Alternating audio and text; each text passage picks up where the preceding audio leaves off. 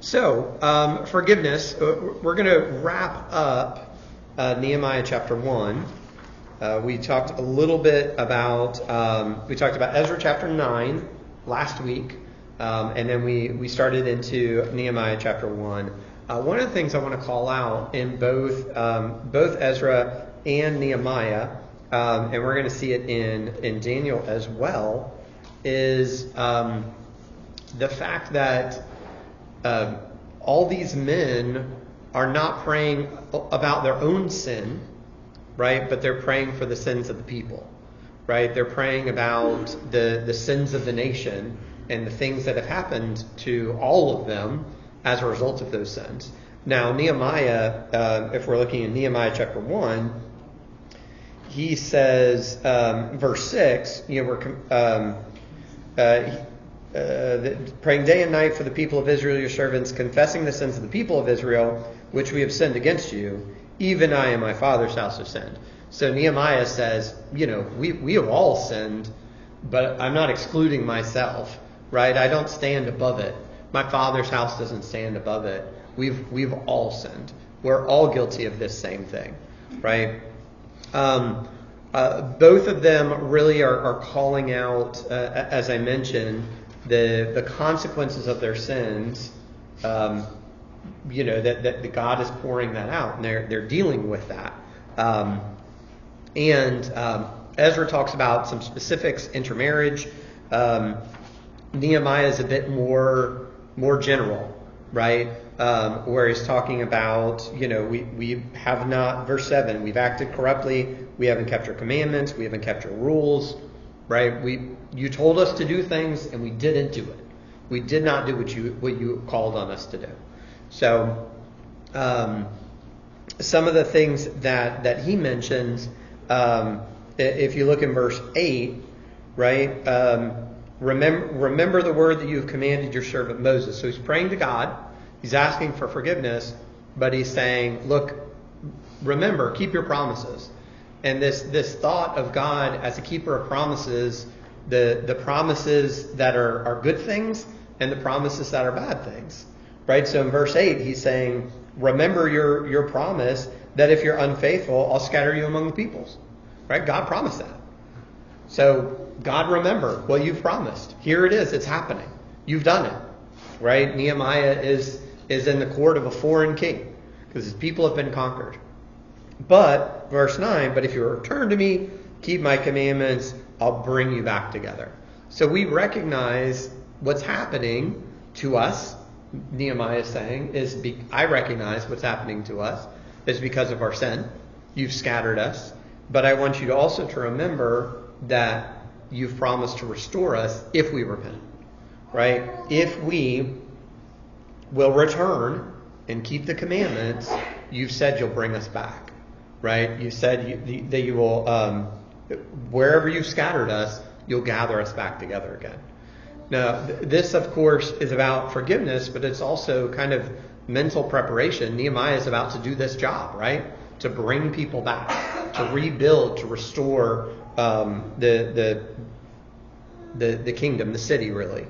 One last thought on Nehemiah before we move on to Daniel is my favorite, verse 11, right? O Lord, let your ear be attentive to the prayer of your servant, to the prayer of your servants who delight to fear your name, and give success to your servant today, and grant him mercy in the sight of this man. Who's this man? Yeah, the greatest king in the world, right? The most powerful man in the world, Nehemiah is about to go in front of. And when he's talking to God, it's this man, right? Even this recognition as Nehemiah is offering this prayer that, when I'm talking to God, everybody else is just this man, right? He's really insignificant when we consider who it is that we're talking to. So I like that. I want to call that out. All right, let's go to Daniel chapter 9, and let's look at that.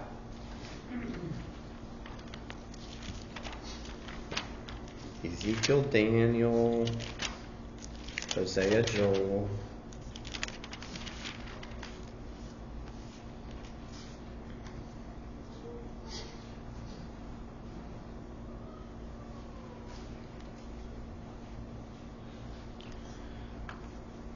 Okay, so Daniel chapter 9.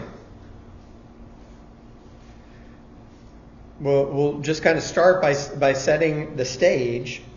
All right, Daniel is this is during the first year of Darius as he's become king.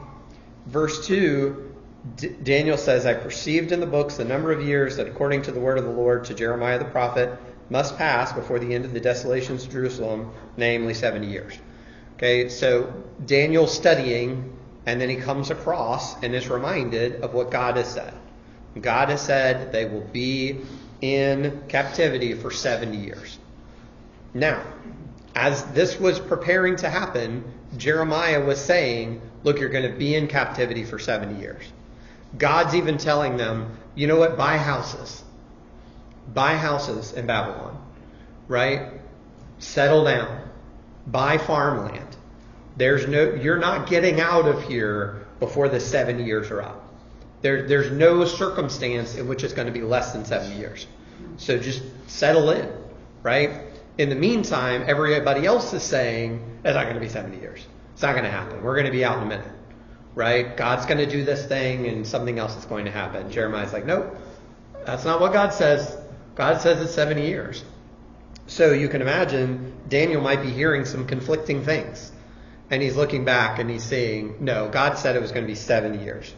Okay, so as he thinks about that, verse 3, he turns his face to the Lord God, seeking by prayer and pleads for mercy with fasting and sackcloth and ashes. So Daniel reads this, is reminded of what God has promised, and then he says, I need to pray.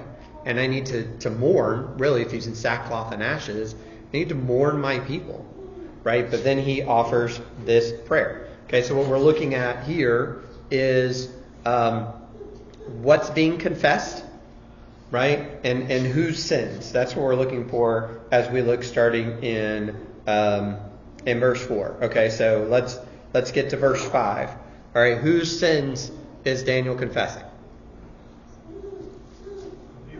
Yeah, we. Including who? Himself, right. We've all done this, right? So he's praying, again, on behalf of everybody, all the people, because he's considering what's happened and what lies ahead. It's however many, I'm sure Greg knows the exact year, but however many years are left when Darius becomes king, Daniel's like, well, I know that much remains. It's not going to change. This is what's going to happen. Okay? We have sinned, right? What specifically is confessed here?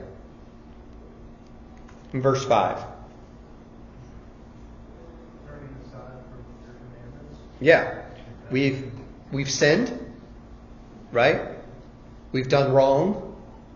We've acted wickedly. 3 ways of saying a similar thing. But it's like, all right, from the beginning, we know that we haven't done what you asked. You had a standard and we didn't meet it. We sinned, right? We did wrong. You told us what was right, and we were like, no, we're not going to do that. We're going to do what's wrong. We acted wickedly. We had knowledge, right? If you're acting wickedly, you have knowledge of what's right, what's good, and we chose wickedness. And we turned aside from your commandments and rules. You laid it out. That there's no excuse of we didn't know what you wanted, God. Right? Daniel starts right from the beginning. I know what you wanted. We all knew what you wanted. We just didn't do it. We just failed you. We failed to do what you called us to do. Not making any excuses here. We just recognize that you told us what was right and we chose what was wrong for ourselves. Okay, what about verse 6?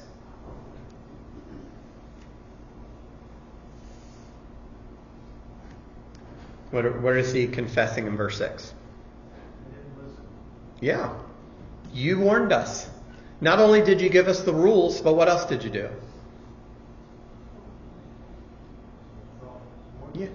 Yeah, you sent prophets to come and warn us, to tell us, hey, you shouldn't be doing this. You should be doing something different. God's going to punish you for this. And we didn't listen to them either. We didn't listen to the laws that you set out, and we didn't listen to your warnings. We ignored it. Our princes ignored it. right? Our fathers ignored it. Everybody that heard said, no thanks. We're going to do what we want to do. Okay? It's where we are. God, as a confession, we did it all wrong. Every time you tried to tell us what was right, we did what was wrong. Right? That's how this begins. Verse 7, right? To God, to you belongs what? Righteousness. And to us? Shame. Right? Whose fault? Whose fault is it that they went astray? It's their fault. It's our fault. It's not God's fault. God didn't withhold righteousness. God didn't withhold a standard. He said, this is exactly what I want. This is exactly what I want you to do. And when I saw that you weren't doing it right, I corrected. Right? If in an employment situation, here's your handbook. Read your handbook, all the things you're supposed to do. And then your manager comes over and is like, hey, remember the handbook says you're supposed to do it this way and you're doing it wrong. Right? You lose your job and you're like, man, this place is terrible. Like, no, you're terrible. They told you what to do and you didn't do it. And then they warned you and you still didn't do it. Right? God, righteousness belongs to you. You told us everything right to do. Everything you told us was right. We just didn't do it. We deserve open shame. We should be embarrassed. We should be shamed for what we did. There's nothing about this to feel good about. We utterly failed. And that's how we need to look at it. That's what he's saying, right? All of us, the men of Judah, the inhabitants of Jerusalem, all Israel, everybody, right? Because of the treachery we've committed against you. It's treachery. What's that mean? Yeah. What'd you say? Underhanded. Yeah, betrayal, underhanded. Yeah.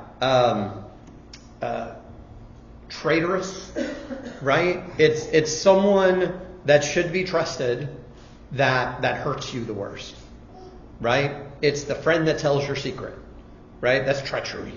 It is the spy within the government that brings the government down, right?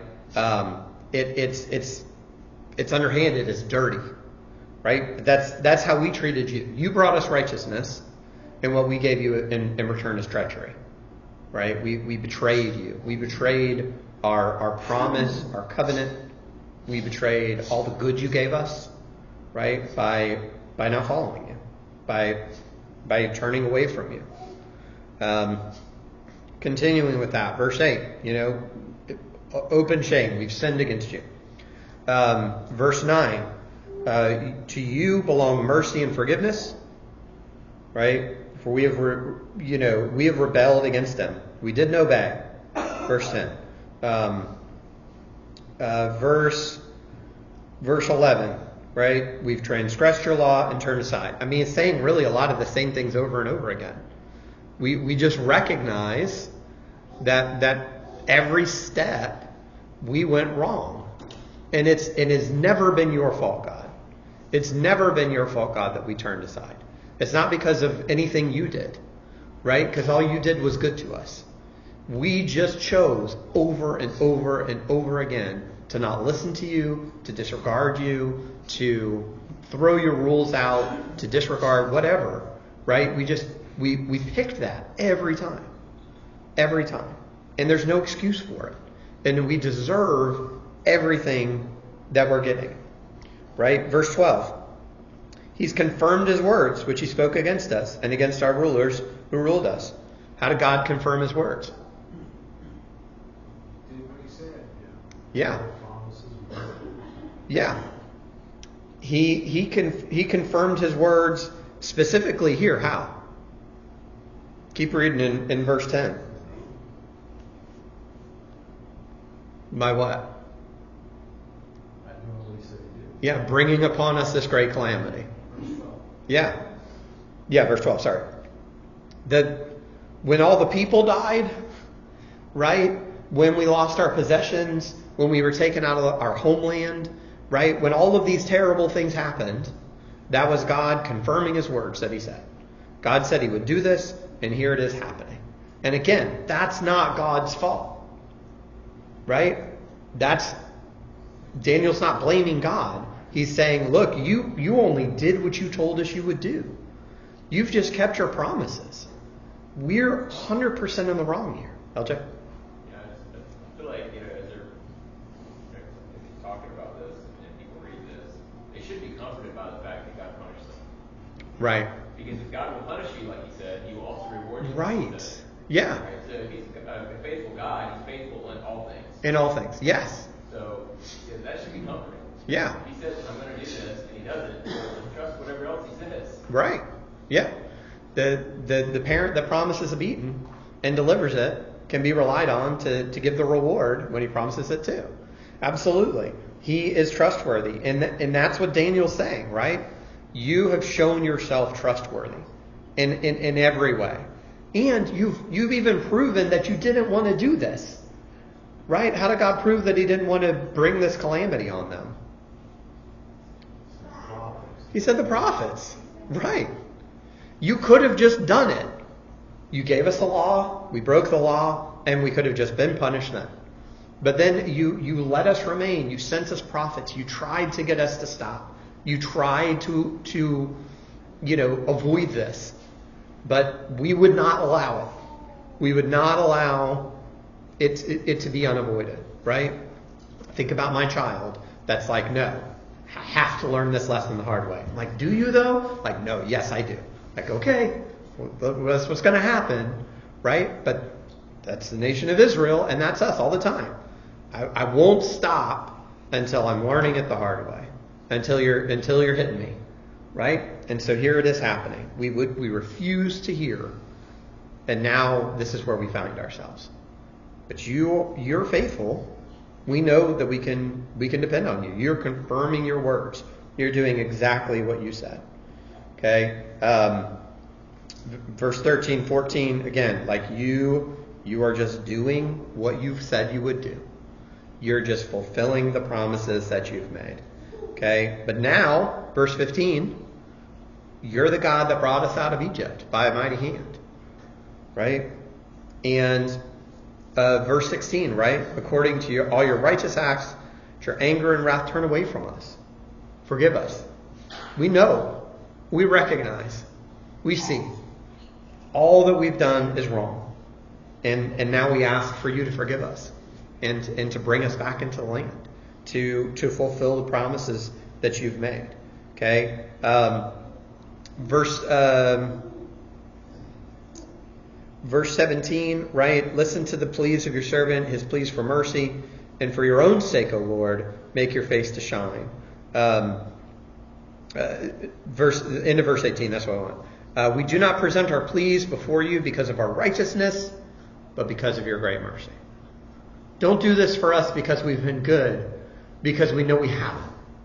Right? I have no grounds on which to plead for reward. All I can plead for is mercy. Do this because you're merciful. That's a real contrast from Sunday morning with Hezekiah, who's told he's going to die. And his prayer, I don't think I've already talked about this, but it was that I've been a faithful servant. Yeah. He pled to God based on his good life. Yeah. And what Daniel's saying is we can't do that. Right. We don't have the floor to stand on to make that kind of a plea. So we can just plead for mercy. Right. That's all that's left. But it's also recognition that God wants to give mercy. That God is full of mercy. Right? It's not, okay, yes, I know all these terrible things we've done and we are suffering because of it. But remember those times we offered those sacrifices? Right? Remember the dedication of the temple? Shouldn't, because of that, shouldn't you do this? It's just, no, it's all we have is bad, right? That's all we've got to offer you. It's just recognition of how bad it's been. So we're laying that out. We're not denying any of it, but we're saying, look, there's no righteousness for us to plead. It's only your mercy. It's all we can turn to. I just think the worst thing we can do is plead to God based on righteousness when we're not righteous. Mm-hmm. Because then it's clear. We haven't learned our lesson. We aren't Right. seeing things clearly. We're better doing. I mean, maybe Daniel could have pleaded based on his righteousness. Sure. On one sense, right? Yeah. But as he looked at his nation, his people, he's like, we really can't say anything about how good we've been. Right. We're just going to have to ask for just mercy with no other reason. You know, so James says, a prayer of a righteous man avails much. So clearly, when you're righteous, you still need mercy. It's Right. not like you've earned it. But when you're righteous, you have a stronger plea to God to grant you what you're asking for. Yeah. But when your life is this way, you only Right. have one thing to ask for, and that's mercy. Yeah. And the more we can be humble and acknowledge that I don't have any other leg to stand on. It's true. I've been this way, but I still ask for mercy. Yeah, I think there are going to be times when we're trying to live righteous lives, and we're gonna make mistakes. We're gonna sin in our attempts, and we're gonna ask for forgiveness. And we're gonna be coming from a place of, look, we're trying. We see this error, and we want to fix it because we want to be right with you. And it's still forgiveness, it's still mercy, but it is something different than this, which is when we recognize in those moments where we haven't been trying, we haven't been resisting, we've just given in, and the righteousness doesn't matter, right? It's just God's mercy. That's all that's there. It's total recognition of sin and a need for mercy. LJ. The other thing you see pointing to in this, in verse 20, is the idea of God's name. Yeah. Or verse 19, really. You know, and he's appealing to God based on God being glorified through his people and through his city. Yeah. You know, and he's basically saying his praise for God to be glorified, but in a roundabout way. You know, Right. If you return, you seem blaspheme because his people have been taken into captivity. He's saying that will stop. You'll begin to be glorified through your people again. Yeah. So.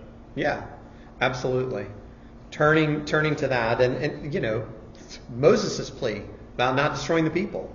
What about your name, right? And appealing to that, and again, just you know, that's an incorporation of praise and recognition of who God is, right? I don't want God's name to be defamed. I know that we've done it, right? It's happened because of us, but also we don't want that to happen anymore. We want you to be glorified because of this great thing that you've done. When you delivered the people out of Egypt, it wasn't because they were great people. It glorified you because of your power. If you bring us back to your land after all that we've done, it glorifies you and your great power. Yeah, appealing to that for sure. So a thought, all three of these prayers, again, are about the people and about the sins of the people. These are not individual prayers for forgiveness. We'll look at that next. But it's a thought I had. I don't know many times that I've sat and prayed about the sins of my nation and the things that have happened to us because of our sin. Right? Now, obviously, this is the nation of Israel. This is God's chosen people, right? But I think there's a pattern here, and I don't think we would be amiss if we stopped and looked at something that was happening and said, look, God, we recognize as a people, as a nation, we're not following you. We're not seeking you. We're not serving you. And so the things that are happening to us are what we deserve. Now, we don't have any promises from God about what he's going to do for America that we can be like, hey, do this thing, right? But I think we can recognize that as a country or as a state or as a group, when we've done wrong and that we're suffering because of it. Yeah, or we could think about maybe the analogy would be the church. The church, yeah. We could, and probably since I don't know the state of the church universally in the world, I can sort of say that about our congregation, right? Sure. Let's say we were undergoing some turmoil or something. Yeah. We might say, look, we're getting this because we haven't been following you like we should. We've not been the people you want us to be. We've not loved each other the way we should love each other, been faithful to your word, we've been lazy, whatever. Yeah. I think you can certainly pray that kind of prayer. Yeah. Well, and I think it realigns us, because I think it's easy to say, like, well, the church is great. The church is doing what it's supposed to do. This is a Christian nation.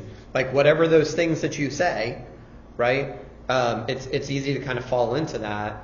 And I think thinking along those lines and praying along those lines kind of recalibrates and says, well, that's not always the case, right? There are things that are happening because of sinful behavior, and we're reaping those rewards, right? I remember you talking, however many years ago about abortion, and like, it's not that we aren't voting right. It's that this nation doesn't care about that, right? This nation doesn't care about the life of children. That's what has been proven through elections, through what's happened.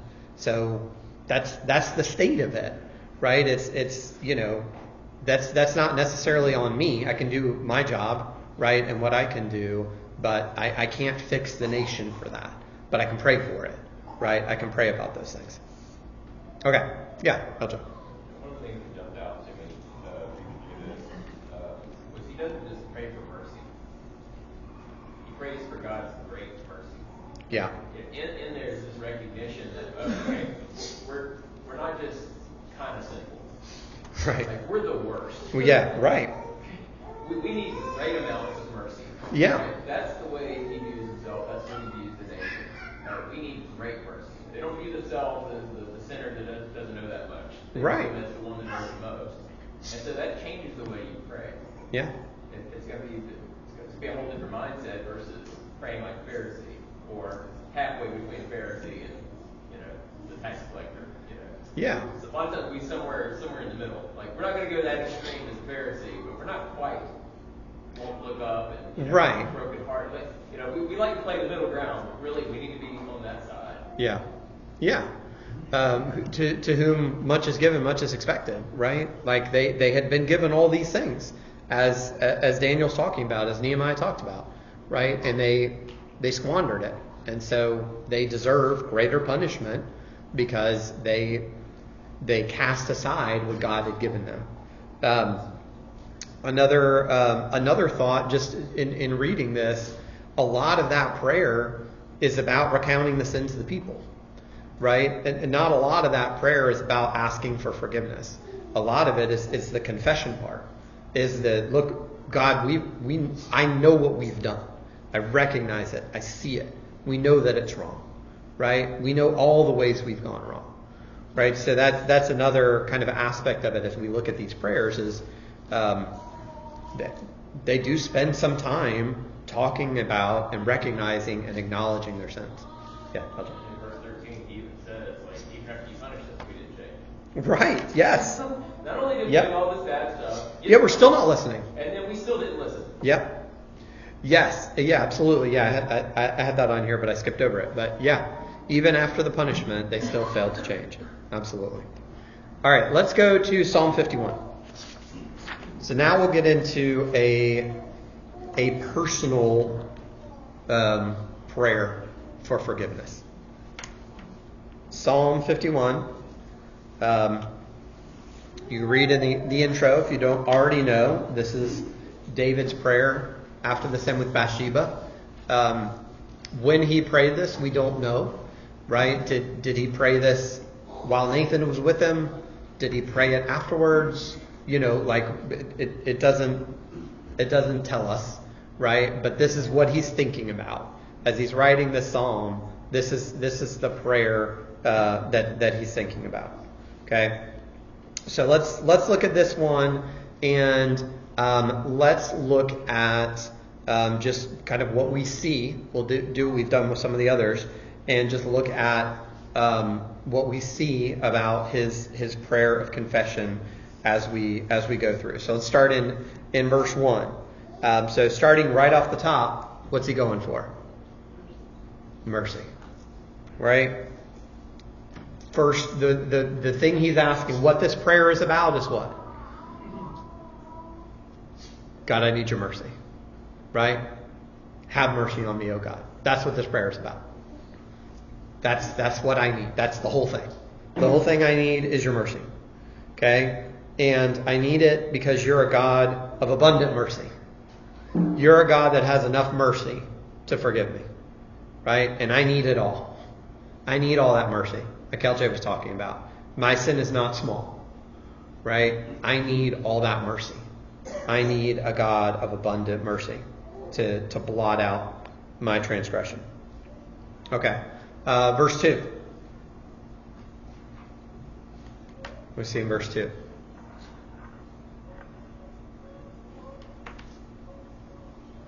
What's he asking for?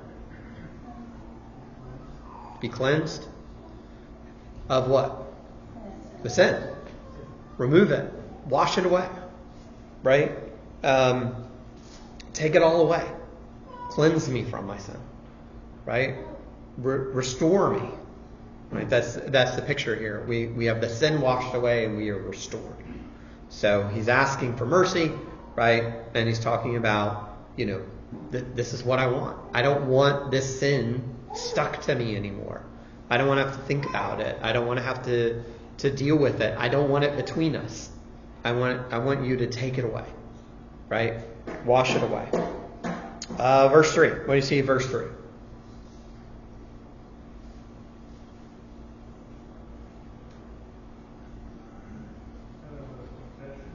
Yeah, confession. Confession about what? Yeah, I know what I've done. I know that I've sinned. Right? I know what it is. And that it's before you. That you know. You and I both know what I did. Right? I'm not hiding anything. I'm well aware that what I did was wrong. I can't plead ignorance here. Right? And I know that you're aware of it as well. I know that you know about it. Okay, what about verse 4? Verse 4 is interesting. I'm sure many people have talked about this many times before, but we'll do it now. What's he talking about in verse 4? What stands out there?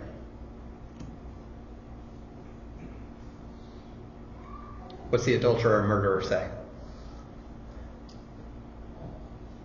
Seems to be elevating God above all other people or beings that he did sin against. Yeah, right. He's not confessing anything about that. He's confessing that he sinned against God. Yeah, because that sin against God is what? Why is that the thing that he's elevating and bringing out here? Emphasizing. It's the only thing that matters. It's the most important thing, right? Not that David doesn't recognize that he is an adulterer and a murderer, right? Not that David. I mean, it's not. Interestingly, when Nathan talks to him, right? Is the story that Nathan tells him about someone going against God? Is that what catches his attention? No. It's about stealing from someone else, right? It's that recognition that he took. So it's not that David doesn't recognize the adultery and murder. It's that the most important thing is that the sin was against God. Still reconcile all the other things, right? This prayer is not about how how David reconciles with Bathsheba and with, I guess, the family of Uriah. But it's about how David is seeking reconciliation with God. That's what it's about. Okay. It doesn't say you and you only have I wronged. Right. It says against you and you only have I sinned. God is the only one who sets the mark, and sin is missing the mark. So in that sense, you can only technically sin against God in that strictest sense. Yeah. And maybe that's the way he's viewing this. Yeah. When I did that, I obviously did things against other people, but ultimately it was about me missing the mark that you set for me. Right. Yeah. Yeah. So when we harm others in our sin, obviously there's an expectation. Part of repentance is making that right, but we've got to make it right with God. Right. That is the most important thing. Making it right with God is the most important thing, and he's seeing that, he's calling that out.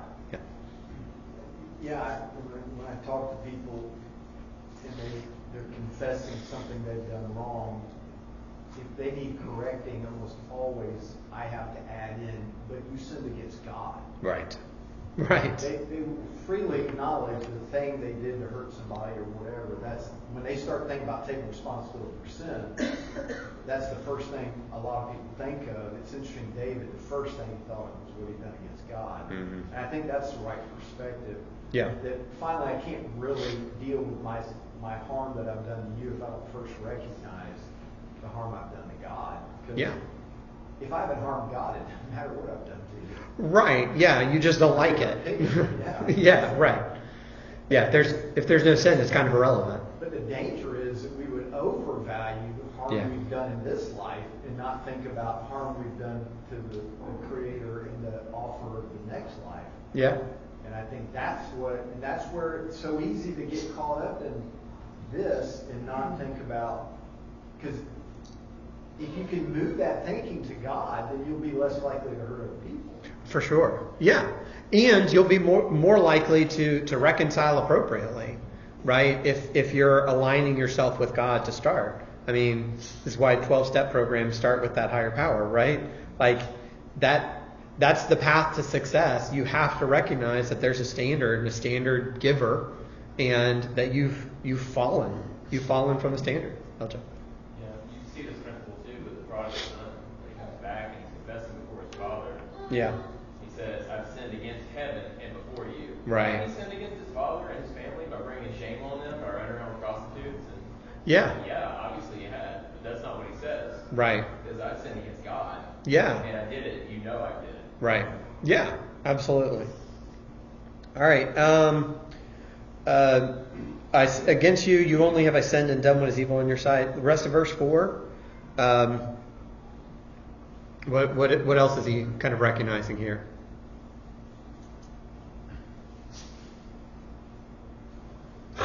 God's justified in your words, blameless in your judgment. What's he saying?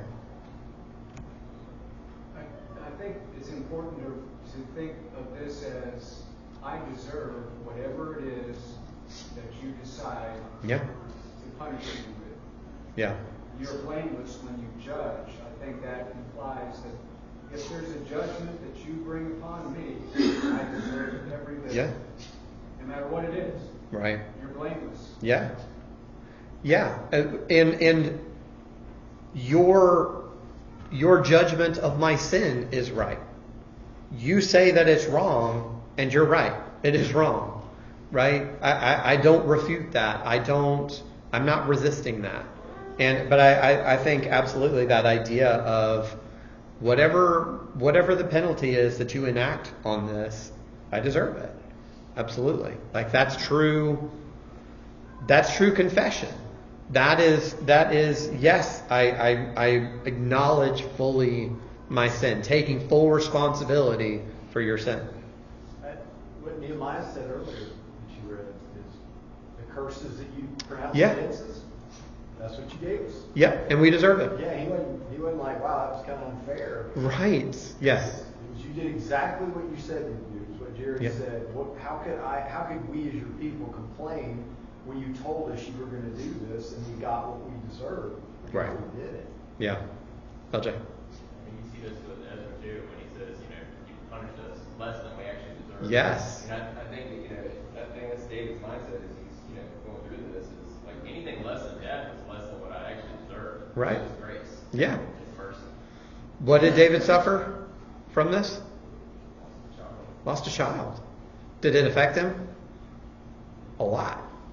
Remember, he was fasting and praying until the baby died.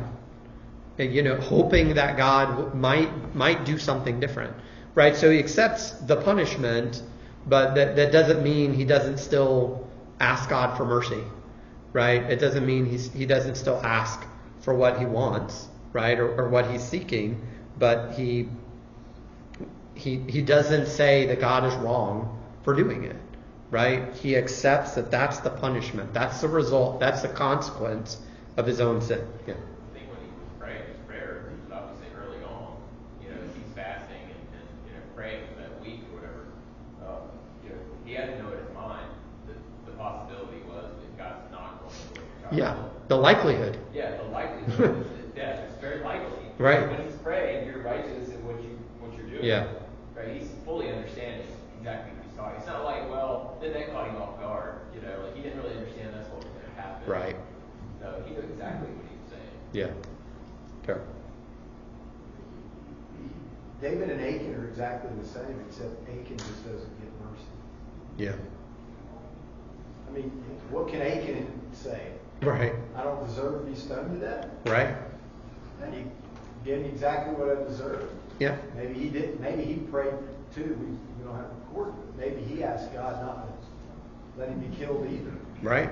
But God chose to give him what he deserved in that case for the punishment. In David's case, he doesn't give him what he deserved. Yeah. And I think what we see in all that is God's going to glorify his name. Sometimes glorifying his name means he shows mercy. Sometimes glorifying his name means he shows justice. Yeah. Yeah.